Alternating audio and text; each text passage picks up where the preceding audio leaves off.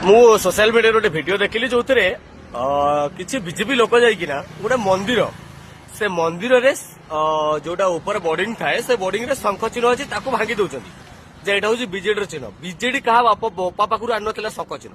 ଶଙ୍ଖ ଚିହ୍ନ ହଉଛି ଆମ ହିନ୍ଦୁ ଧର୍ମର ଗୋଟେ ସୁପ୍ରତୀକ, ଗୋଟେ ମାନେ ଆମ ହିନ୍ଦୁ ଧର୍ମର ଗୋଟେ ଚିହ୍ନ। ତ ଗୋଟେ ମନ୍ଦିରରେ ସେଠି ମନ୍ଦିରର ନାଁ ଲେଖା ହେଇଛି, ସେଠି କିଛି ଲେଖା ହେଇନି, ମନ୍ଦିର ଗୋଟେ ଶଙ୍ଖ ଚିହ୍ନ ଅଛି, ମନ୍ଦାର ଫୁଲ ଗୋଟେ ଅଛି, ଶଙ୍ଖ ଚିହ୍ନ ଗୋଟେ ଅଛି। ବିଜେପି ଲୋକ ଯାଇକି ହରତାଳ କରିକି ନାଲିଆ ଗାମୁଛା ପକେଇ ଶଙ୍ଖ ଚିହ୍ନଟାକୁ ଭାଙ୍ଗି ଦଉଛନ୍ତି। ମାନେ ମାନସିକତାଟାକୁ ତମେ ଏତେ ହରେଇ ଦଉଛ ଯେ, ଆରେ ଓଡିଶାରେ ତମେ ସରକାର ଆସ, ତମେ ଲୋକଙ୍କ ପାଇଁ କିଛି କାମ କର। ତମେ ଯାଇକି ଶଙ୍ଖ ଚିହ୍ନ ଭାଙ୍ଗିବା, ଆରେ ସେ ଚିହ୍ନଟାକୁ, ଏଟା ଭଗବାନଙ୍କର ଚିହ୍ନ, ତାକୁ କୋଉ ପାର୍ଟି ନେଇଛି, ସେ ପାର୍ଟିକି ମାର ଗୋଲି ନା, ସେ ହାରି ଯାଇଛି, ଛାଡି ଦିଅ ତା କଥା। ତମକୁ ଯଦି ତାକୁ ବିରୋଧ କରିବାର ଅଛି ତାଙ୍କ କାମକୁ ବିରୋଧ କର। ତମକୁ ଯଦି କିଛି ଉନ୍ନତି କରିବାର ଅଛି ତମେ ଭଲ ଉନ୍ନତି କର। ତମେ ମନ୍ଦିରରେ ଯାଇକି ଶଙ୍ଖ ଚିହ୍ନ ଭାଙ୍ଗିବ। ଶଙ୍ଖ ଚିହ୍ନ ଆମ ହିନ୍ଦୁଙ୍କ ଚିହ୍ନ ନୁହଁ।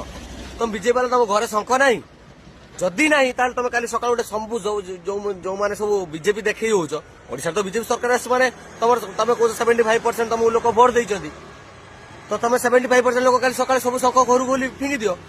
କେବେ ଥରେ ତମ ମା ଭଉଣୀ ମାନଙ୍କୁ ଯାଇ ପଚାରୁଛ ସେମାନେ ଘରେ ଶଙ୍ଖ ଫୁଙ୍କୁଛନ୍ତି କି ନାହିଁ?